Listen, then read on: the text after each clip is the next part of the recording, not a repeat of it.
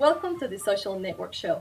Thank you for watching us. Las Vegas hosted one of the most influential conferences and trade shows in the social media world, the New Media Expo. Our cameras were there all 3 days, and our host, Dr. Natalie Peterhoff, landed interviews with the most influential companies in social media. We begin our special series of one-on-one interviews by taking you straight to the Expo, where Dr. Natalie interviewed Scott Monty, the Global Digital and Multimedia Communications Manager. This man was ranked by Forbes magazine as one of the top 10 influencers in social media. Among other things, he discusses Forbes' commitment to making products that fit into consumers' lives by using a blogger program. So here's Dr. Natalie. Hey, it's Dr. Nat, and I have with me the one, the only, the Scott Monty. He and I, our paths keep crossing, so we thought, we're here. We thought we would have a little chat about the Ford Fusion. So, Scott, tell me what's new, what's happening. I know you're making a big announcement at CES. What's the secret? Well, the secret is we just keep building great cars like this. I mean, for us, it's all about the product, and it's about how the product fits into consumers' lives.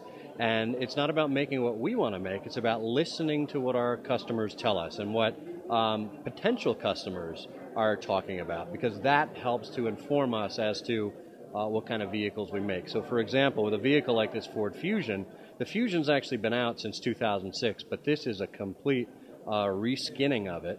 I mean, you'll see the design here. It's actually reminiscent of almost like a luxury vehicle. I saw that. And yet, it actually still competes with the Camry and the Accord. And it's getting better fuel economy than the Camry or the Accord, especially with the hybrid version.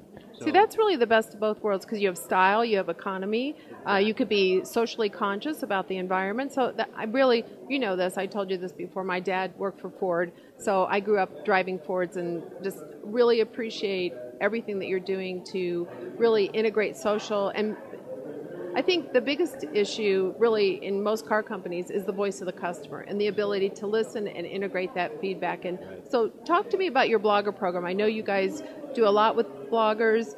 How do you work with them, and how do you take that feedback and make that part of your car process? well, when we look at people that want to interact with Ford, we look at fans, advocates, and influencers, kind of as a pyramid level. The fans are probably the broadest spectrum, the people that maybe have a passing familiarity with your company, who maybe like it on Facebook, for example. And then we've got our advocates, people who are taking an extra step, perhaps to register at social.ford.com, where they can start building a bit of a relationship with us. And maybe some of them have their own outlets, their own platforms. Maybe some of them don't. They just use Ford Social as a community. And then we get to the pinnacle of the pyramid, and that's where our influencers are, really the 1%ers, those that have an audience or an audience of audiences, as it were, where they can actually take our message as they see it and talk to their audience about it. And it's up to us to give them interesting experiences, good content, and to be there and to listen to them on a regular basis and build that back into our feedback system so that we create great products or create great experiences that they can talk about.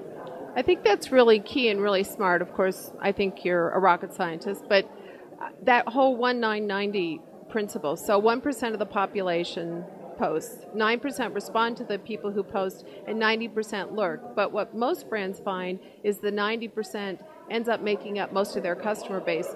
So it's really key for brands as part of a strategy to figure out who that 10% is, engage them in really meaningful kind of day in the life of a customer. So typically, if I was a blogger, how would I interact with Ford and maybe driving the car or getting an experience? Well, I'll tell you one way you shouldn't interact with us, and that is to treat us like a rental car company.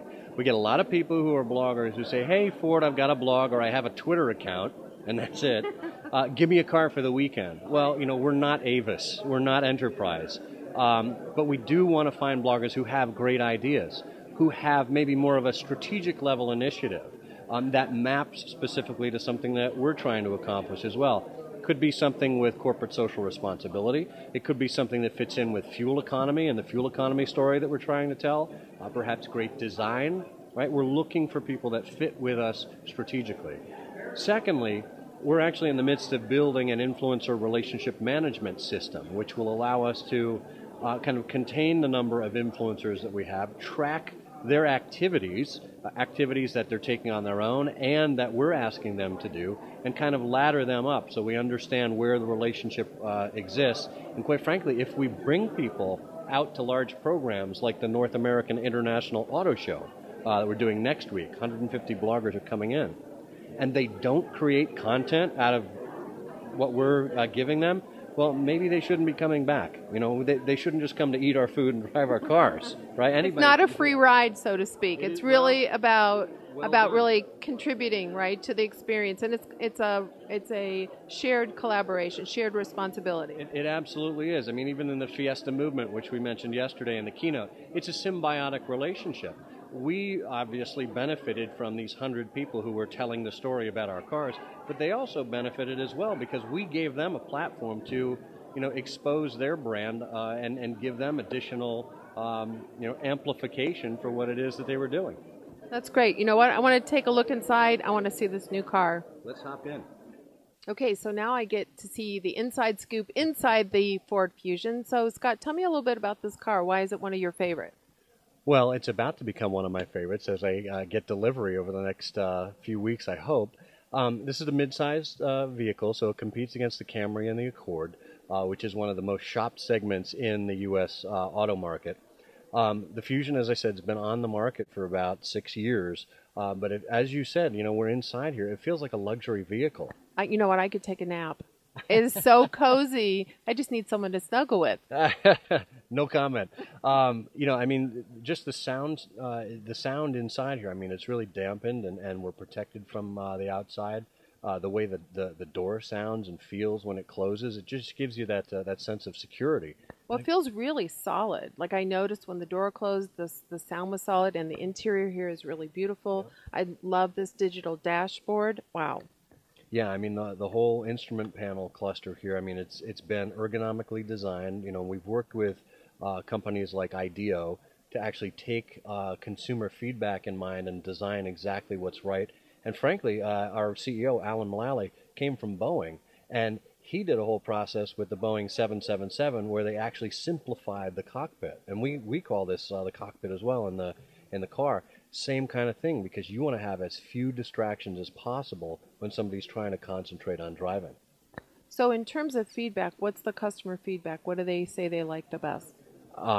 Primarily, it's the design of the Fusion, but of course the interior, all of our interiors are just blowing people away. This is smart design. I mean, even the quality of the stitching and the leather here, you can really feel the difference in Fords today.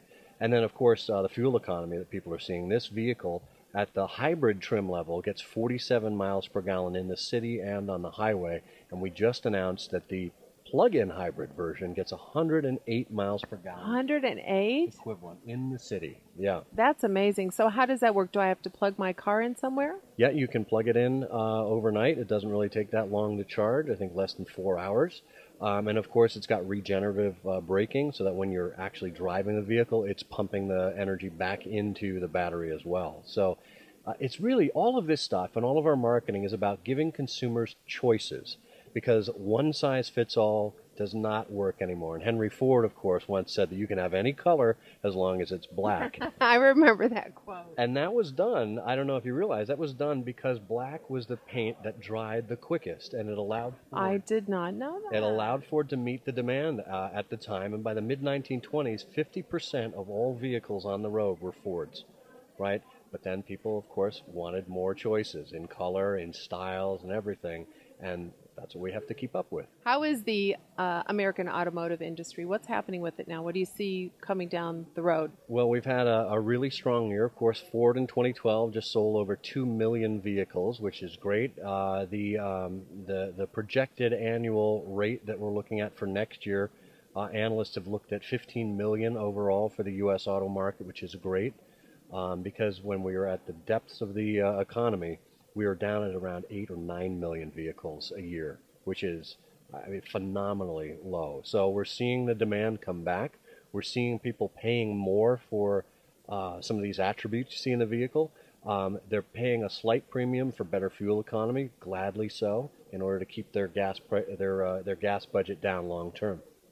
Right, it makes sense. Well, it's really my honor to talk to you and to be part of an American Classics. Ford was part of my growing up, and I'm really happy to see my stock is doing better. Thank you very much. You're welcome. Thank you, Dr. Natalie. Well, that's all for now, but don't miss next week's show. Dr. Natalie sits down with Bruce Uppen, the managing editor of the prestigious Forbes magazine. He oversees the wealth and data platforms, including the Forbes 400, the world's billionaires, and the Global 2000 leading companies. Among other things, they discuss strategies to monetize social technology. Thank you for watching. So, you just checked out this Ford Fusion. What do you think? I think this is an absolutely fabulous car, kind of from a mom going from an SUV and bringing it down with a little more class and style. This is absolutely amazing. And I'm not a real tall person, so you know those big cars, you just kind of always got to get fitted. This fits me well. You looked really well in it. Hey, can you give me the car keys for the Fusion? No, I'm in a minute. No, I need to go. You cannot have my car. Oh my God, this is No, the problem no, with no. the Fusion. This is not a mom car, okay? This is not a mom car. This is a me car, all right? Okay. And I need to be able to drive this Are whenever you I gonna need ask to for go. gas money too? Do you have any? Yeah. A typical millennial wants the keys and has asked for gas money, but what's really interesting is this car appeals to both the mommy set and to the millennials. So that's really quite amazing. And what's really cool is like this is a good kid. I love him. I love my mom. Yeah, and so and he has learned safe driving, and so even the safety features in this car with a young kid, I can hand over the keys any day of the week. And you feel safe and okay, and you can sleep while he's out about on the town. Home by midnight. Or else. Well, you don't even live at home anymore. Always bargaining. All right, well, that's it for the Ford Fusion.